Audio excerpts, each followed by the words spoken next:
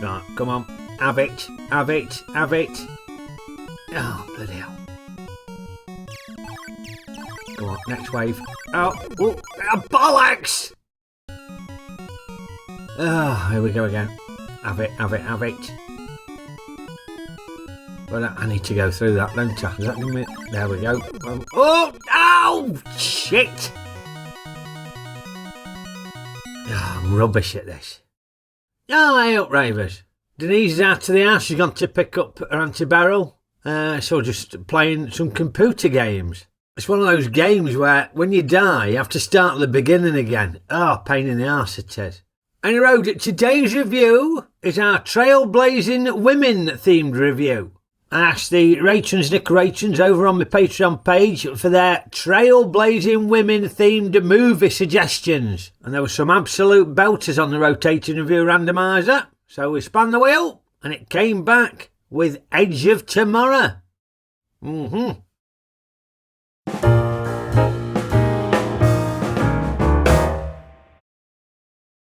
Now, it starts off with a montage filling in the backstory of an alien invasion. And these aliens appear to be rapidly taking over all Europe.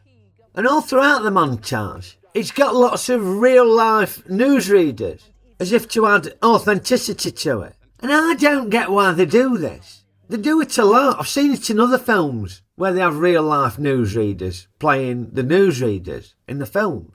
But they don't do that with other jobs, do they? They don't have real-life bin men playing a bin man. They get an actor to do that. Yeah, maybe a real-life bin man would give it more authenticity. Oh, you got the bottom falling out there. Yeah, well, that's typical of the bins, especially around here, yeah. Yeah, probably not. So why do they feel the need to put a real-life newsreader in to play the part of the newsreader? I mean, were Peter Finch's Oscar-winning performance in Network not good enough? I'm as mad as hell, and I'm not going to take this anymore! Did folk think, oh yeah, Network were pretty good, but it'd been better if Angela Rippon were doing it? And the thing is, the newsreaders, they're crap at being the newsreaders. How do you convince people that this is a fight that can be won? That's not how she is as a newsreader. She doesn't talk like that when she's being a newsreader. But right now, we'll pause, we'll take a breath, we will catch up with all the very latest sports news. Yeah, she's a lot more relaxed, a lot more natural when she's actually a newsreader. I just don't understand why so many films insist on real-life newsreaders playing the newsreaders. It's daft. Oh, I stand corrected. It ain't a real-life newsreader playing that newsreader. Simon Pegg playing that newsreader. My mistake. Anyway, it's time for a chopper shot as we meet Major Bill Cage, played by Tom Cruise, who ain't really a soldier. He's basically a public affairs bloke. You know, a spin doctor, if you like. He's just masterminding the media campaign behind the war against these aliens. And he's called into a meeting with General Brigham, played by Brendan Gleeson, looking very tough and uncompromising in this. You would not want to mess with General Brigham.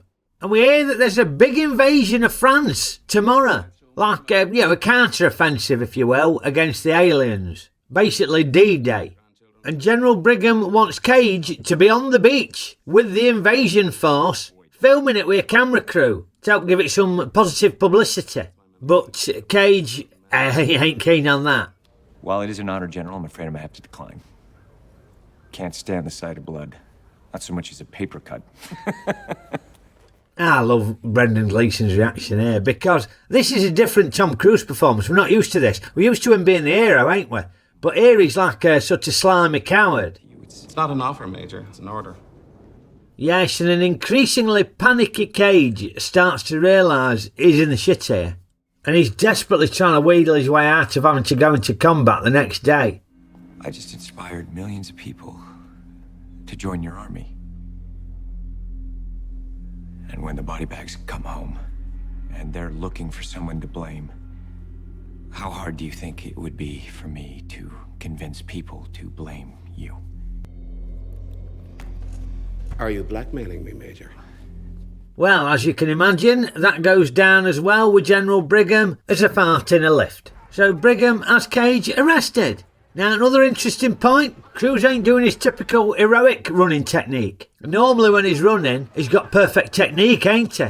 But yeah, he looks all over at shop there, doesn't he? Because he ain't a hero, is he? He's a spineless turd. And after getting tasered, he wakes up at Heathrow Airport, which is obviously turned into some sort of army base. Obviously where all the soldiers are getting ready to ship out for the big invasion the next day. And he meets Master Sergeant Farrell, played by the great Bill Paxton. And despite his best efforts to try and smarm his way out of it, Sergeant Farrell's having none of it. Says here you're a deserter. It says here you were caught impersonating an officer. It says here you'd likely try to make an outside call, even compromise security of this operation. Anything to get out of combat duty tomorrow. But that's not gonna happen. Ever.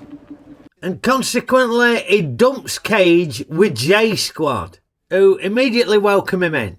Private Cage is a deserter. And before he knows it, they're getting ready to ship out. And he's strapped into this sort of cybersuit exoskeleton type thing. Looks a bit like Ripley in Aliens. Interestingly, one of his squad mates appears to be wearing nought but a jockstrap. Now, that's a sports garment yesteryear, isn't it? The jockstrap. I remember Ellery Hanley in the rugby league. As well as being a brilliant player, he was renowned for wearing a jockstrap. Back in the day, you'd always see one bloke in the changing rooms after a game of squash swanning around with his arse out in a jockstrap, just brazenly posing in it. I don't really understand how they work the jockstrap. I mean, there's a pouch for your meat and two veg, but then your arse is just out. What's the point of them straps dangling? I don't get it. Never understood how they work. If you know how jockstraps work, answers on a postcard, or pop it in the comments. Anyway, Cage and J Squad have got the gear on and are making their way to their helicopter for the invasion. I tell you what, Tom Cruise is an underrated actor because I don't know what he's doing, but he really just cut a pathetic figure in that exoskeleton thing. Just the way he's moving, I don't know what he's doing, but he just looks distinctly more pathetic than everybody else, especially when he tries to leg it and make a run for it. But to no avail. And off they go. We get another spectacular chopper shot with all these helicopters leaving Heathrow and flying over the white cliffs of Dover for the invasion. Very D-Day like, but it looks great. And they land on the beach, but it's absolute chaos. And they've only been there 10 seconds and jockstrap cops it. There's helicopters under enemy fire crashing left, right and centre. And one of them is carrying Rita Vrataski, played by Emily Blunt. Rita Vrataski is literally the poster girl of the invasion. She's basically been the figurehead of Cage's propaganda campaign. And they've been building her up throughout the film so far as this superhuman warrior who can destroy loads of aliens single-handedly. Bloody hell, this is the full metal. So Cage is going to be alright. Rita's here to save him. Oh, no, she's dead. And it ain't long before J Squad is completely destroyed by the aliens and Cage is left on his own to try and fight this horrible looking thing. And he spots a bomb by the looks of it, so maybe that'll be enough to kill the alien and Cage will survive and get away. Oh, no, he's dead now. But no, he's back alive again, waking up at Heathrow and stuck in a time loop. He's got to live the entire day again. Don't ask me why. It's something to do with the alien he killed. Something to do with creating a time loop. I don't understand that. It doesn't matter. But basically Cage is finding himself in a computer game scenario here where he dies and goes back to the beginning again. It's like a science fiction Groundhog Day, if you will. You know, where Bill Murray's living the same day again and again. But instead of scrapping with aliens, Bill Murray's punching insurance salesmen. Phil Connors, Ned? But what's interesting is that in one of these reruns, Rita twigs on that he's obviously been there before and he's reliving the same day again and again. What? Come find me when you wake up. So he does go and find her and tells her all about what's happening. And instead of thinking he's absolutely crackers, she knows exactly what's going on. What happened to you happened to me. So Vrataski takes Cage under her wing to train him up so he can become a lethal alien killer like she did. And she's obviously very highly skilled because she's been able to do loads of Groundhog Day alien killer training. Whereas Cage, he's crap. And every time he gets injured, she just bumps him off so they can just reboot and start again. And I've got to say, it was very entertaining watching Cruise being pathetic. He dies a lot, sometimes with some very comical screams. Now, film buffs might be aware of the Wilhelm scream, which apparently is a stock sound effect scream, what loads of filmmakers use.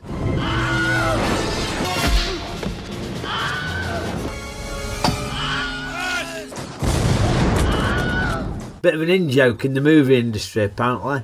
And I was listening out for a Wilhelm scream, but I couldn't hear any. Just sounded like Tom Cruise doing it. But was still entertaining. Film buffs, if there are any Wilhelm screams in this, answer on a postcard or in the comments.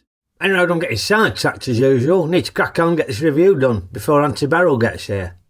Yeah, this film is loads of fun. Don't take itself too seriously. And it's great seeing Tom Cruise as a cowardly custard. Coward. Normally he's the hero, isn't he? But really he's just forced into it here because he dies at the end of every day. Don't matter what he does. Even if he just ducks out of it and goes to the pub, he still ends up getting bumped off because the aliens invade London. The only way he can avoid dying is by training up with Emily Blunt and getting her help to try and kill these aliens off.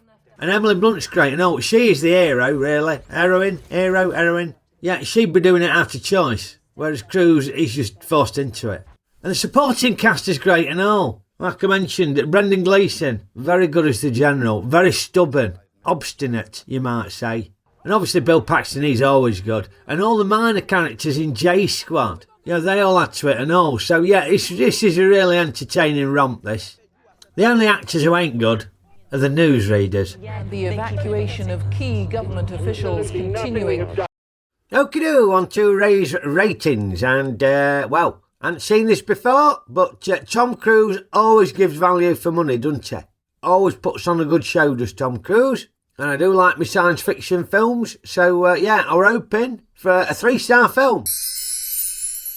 I've got to say, I thoroughly enjoyed this. This was a very entertaining film. Tom Cruise, very good as always, but it was nice to see him being a snivelling coward. I enjoyed that. It was definitely fun to hear him shriek in umpteen different ways every time he got killed. But Emily Blunt, she's the proper hero or heroine. I don't know if you say what you say these days. You say hero or heroine? Because you say actor even if it's an actress now, don't you? But anyway, Emily Blunt were great. And a supporting cast full of great actors as well. Brendan Gleeson, Bill Paxton, loads of great minor characters. Really fleshed the film out. I thought it was great. So I'm rating Edge of Tomorrow a 4-star, 3-star film. Probably ain't winning any Oscars, but it's a great fun evening's viewing. Now, I believe it did modestly well at the box office, but it's since developed a cult following. Cult. Yes, and now they're talking about doing a sequel over 10 years later. So watch this space, I think. No, just not comfy. Not comfy. No, just feels weird. I don't know why I'd want to wear them. Not for me, no. Hey up, Auntie Beryl. You're earlier than I were expecting. Well,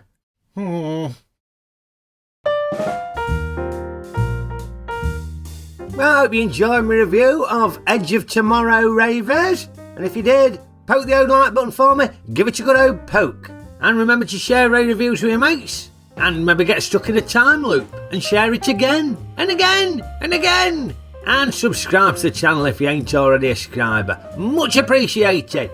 As are all the great comments you lot keep popping on. Apologies if I don't get around to responding to them all. I try my best, but there's so many of them and they're all lovely. Very kind comments. Thank you so much. Make me day reading them. And if you know what a jockstrap's supposed to do, I'd love to hear from you.